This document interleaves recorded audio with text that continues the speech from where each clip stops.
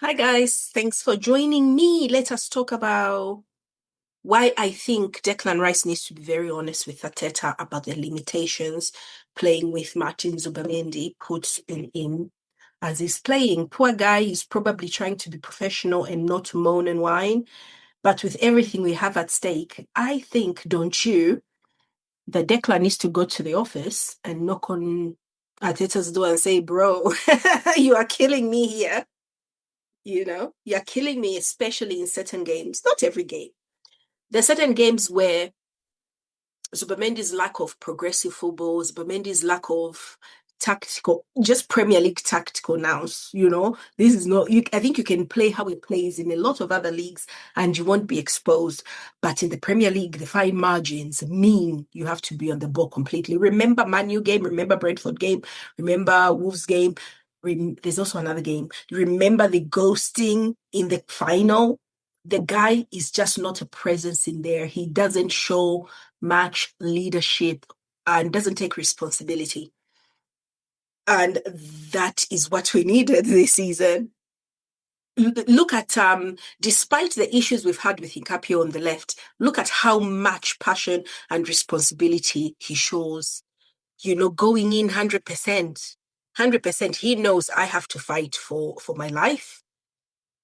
You don't get that from Zubemendi. And I think with Declan Rice, he has regressed in terms of numbers, in terms of goal scoring opportunities, instead of in this year is the year that he should have increased all on those things. That free kick he scored, those two free kicks he scored against Real Madrid, and some of the great goals he scored. He scored a beautiful goal in that game against who did. But yeah, the guy is basically fighting through all sorts of crazy obstacles because the guy he's got next to him can play. Martin Zubemendi can play, but he doesn't complement Declan Rice. I always remember the reaction he had when Thomas Partey effed up and got that yellow card in the game at the Bernabeu when we went to Real Madrid. He got the yellow card because he knew he would have to play the first leg against PSG with somebody else. I don't know who did he play, but he knew that's it. If I don't have you there protecting me, I can't go forward. I can't influence this match the way I want to do it. And he was fuming. So we needed a replacement for Thomas Partey, but we all know that if Arteta had an option, he would have kept both Zubemendi and Thomas Partey. And honestly, guys, that would have been a sure thing. We are already doing great, even with some of the lacking we've got in the team in terms of ability in that midfield, because Arteta refuses to play Miles. He refuses to train Miles up. Miles Lewis Kelly. He refuses to train this boy up in midfield.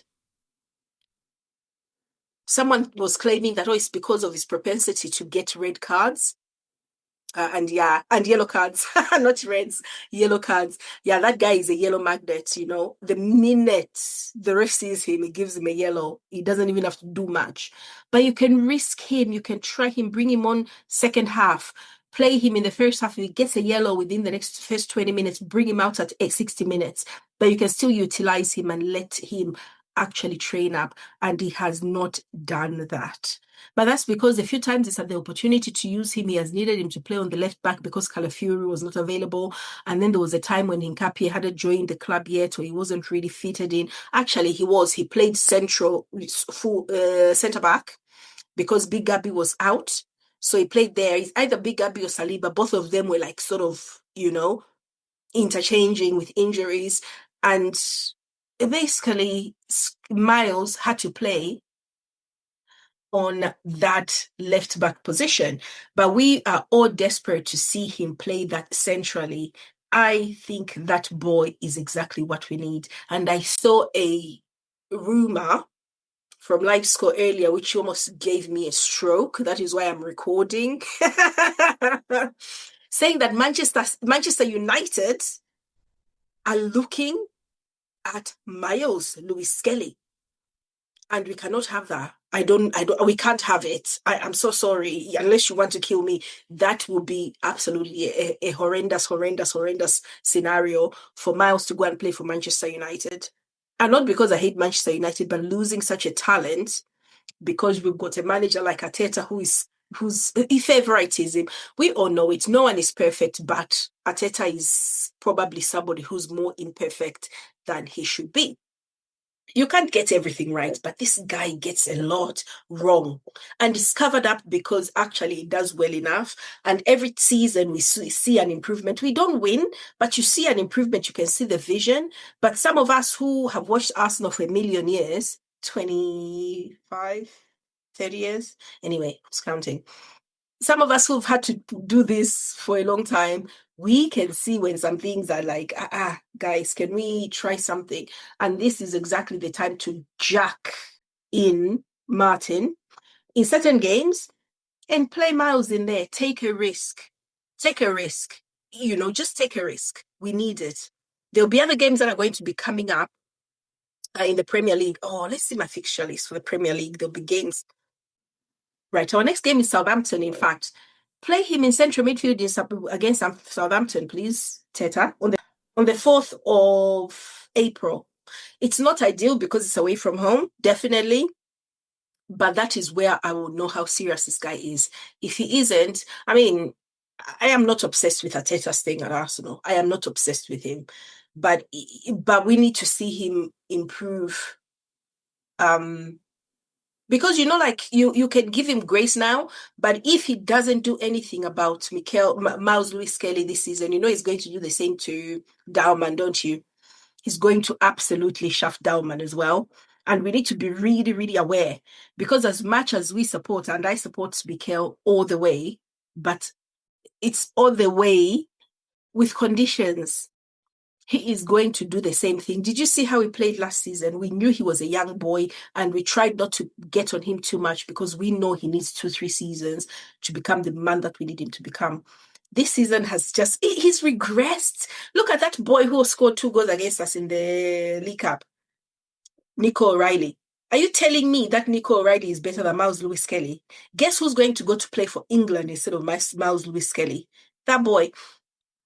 To be fair, that boy is second in the league and Miles' team is first. So I guess Arteta has got, that is why it's not one size fits all. It's not one opinion mattering over anything else. But there has to be a balance. That is where I argue. There has to be a balance where you should be able to do both. And for me, it really upsets me. So we are going to play Man City on the 19th of April in Manchester. We should definitely start him for that match in central midfield, because that way they're not going to do what they did to us at Wembley in the second half, because there'll be somebody in that central midfield row who will be able to cut through those lines. We know Zubemendi can't do that. We know Declan Rice plays a different game. We need somebody to cut through those lines. We know Eze is out, even when he was in. We know Odegaard is limping through this season. Absolutely devastating. Our midfielders have got such big issues, man. And then 25th of April, we've got Newcastle. Hey, let me see Newcastle's midfield. This is Newcastle. We've got Tonali in midfield. They've got that Livramento guy doing. You guys, we need to be serious. So we've got Joelinton, Jacob Ramsey. These are options. We've got Tonali as well, plays in that midfield. And we've got Trippier, Lewis Hall in the back. Basically, this Jacob Ramsey. If you go and take my best friend, Zubemendi, in that midfield with Rice, just the two of them, they'll get eaten up alive. Declan Rice will be running headlessly, doing all the defensive work while Zubemendi is like, why am I here? To be honest, he reminds me very much of, what's his name? That boy who decided to leave because he was missing home. He looks like he misses home, to be honest. But that's the thing, and that speaks to his quality. He actually is okay. It's just that you can tell. For me, I think he's out of his depth. to be honest. Not because he plays for Spain, but it's a bit like playing for Barcelona and playing for Arsenal. Different demands. They're different demands. You might want to be playing football like short passes all the time, but Arsenal, you need to be able to get the ball and cut through two lines of defense somehow, about 6 times a game for you to be successful. And half the time it takes Zubemendi about 4 games to do it once, and then he scores a screamer, and everyone forgets that actually he's pretty ineffective in some of the most important games. When he sees a defender or a midfielder who's a little more aggressive than a teddy bear, the guy panics and tries a back pass. 2 of them have been intercepted in quick succession. You remember Manchester United? Oh my God. So we need somebody with more guile, somebody with that kind of English spirit. We need that, somebody braver there. Sometimes you just have to be like, you know what, you guys, you've penned us in. Look at how Manchester City penned us in the League Cup. We were penned in like dogs. We needed somebody to get the ball to somebody like Zubemendi. Imagine if we had Thomas Partey in there. He gets that ball would have been looped over 2 lines of defense and would have been behind them, but no, we're penned in because that was actually very, very embarrassing, but not the worst thing that has happened to us. A lot of people have said that the game against Wolverhampton hurt worse. I don't agree. We drew to Wolverhampton, and that draw was devastating. Same as the loss to Villa? Yeah, I was very, and Brentford. But no, for me, the League Cup really, really demoralized me, because for me, it showed that when push comes to shove, we, not the players, the manager is willing to not risk it all. That is the next step, I think, for Arteta. Learning when to say, this is a league game, I can play again next week and catch up, which he has done brilliantly this season. You remember those games, like even against Wolverhampton, I was like embarrassed and fuming. And he came out and said, it's not the end of the world, there's a lot of more games coming. But he did the same thing in the League Cup. He's looking like as if we've got another chance to go and play the game again. Like, oh, there's a second leg. We can come and reverse this thing. Let me just see how they did it so I can counter it. That is another phase. If we keep him, if he decides to stay, which he hopefully should, next season, I've got a feeling he's going to work on that. But I think most of it is psychological, because tactically that guy has got it by now. 4 seasons and he's got the tactical thing going. He needs to sort out his Spanish midfielders, get a replacement for Thomas Partey, and then we're going to basically absolutely take over the world. I can guarantee you that, because we are playing a system that suits a player like Thomas, not a player like Martin. Martin is playing in the wrong position for Arsenal. It might be the right position geographically, but the spirit of our game, the way we approach our game, he's basically wasted. If he was in the same position in Barcelona, he'll be fine. And everyone says, oh, Liverpool wanted him. He would be on the bench at Liverpool. They would, first of all, no one would be talking about him anyway. And you know how it is when you play for Arsenal, you're in the news. It's we're a bit like the Meghan Markles of football. So whoever comes to play for Arsenal, oh my gosh, we're going to find out who your first girlfriend was, how many divorces you have, how many baby dad, blah, blah, blah. Anyway, so that's the way it is. And then West Ham should be fine for Zubemendi to play in. For me, Fulham, he should be fine. Newcastle, he won't. Fulham should be fine. West Ham should be fine. Burnley should be fine. Crystal Palace should be fine. The other games are fine. And that is the fine margins thing. There's so many games where he'll be fine, but you're not going to thrive. You're not thinking, we'll take over that midfield, we own it. And it's because we've got him in the midfield, and we've got Rice basically working overtime, which absolutely kills me. And we've got a boy now, Miles Lewis-Kelly, who's playing for the under-21s in the next few days, instead of the joining the international squad to go to the World Cup.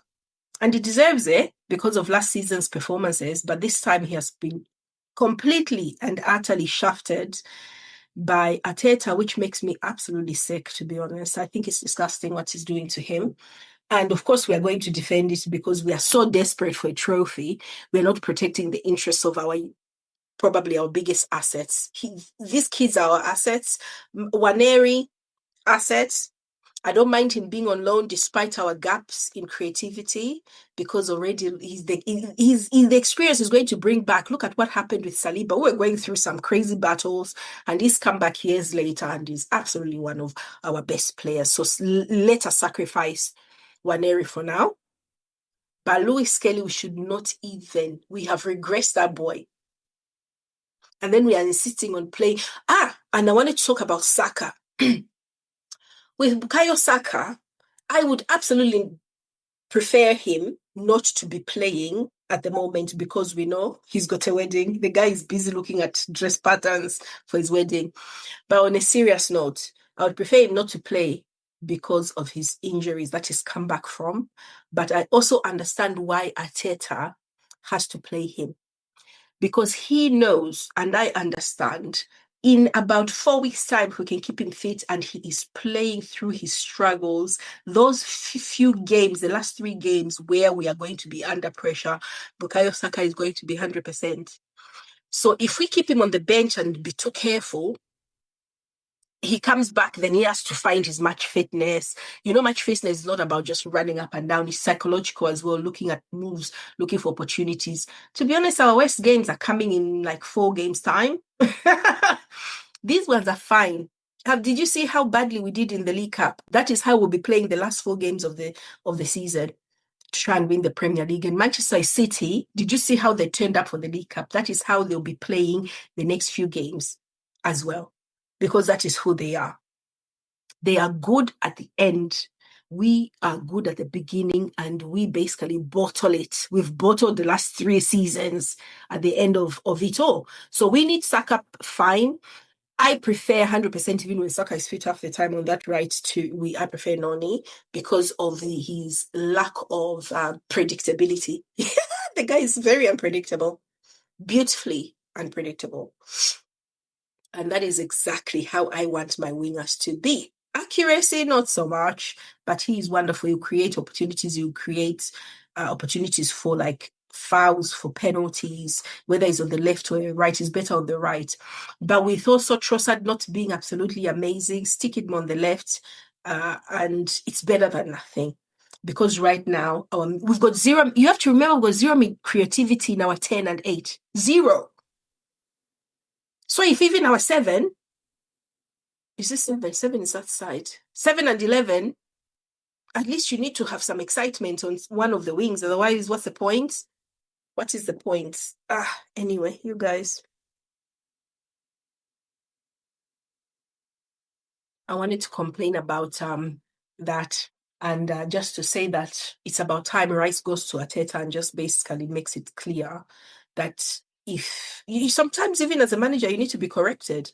And Arteta is about to bottle it again if he doesn't wake up and accept that we've got limitations when we play his certain favorite player in that position. Guys, let me go. Let me make a hot drink because I gotta go, and I'll be talking to you very soon. Let's see what happens in the internationals, and hopefully Zambia, who are playing Argentina, don't embarrass us, but it will be hilariously fun to watch. I'll be talking to you guys very soon. Bye-bye.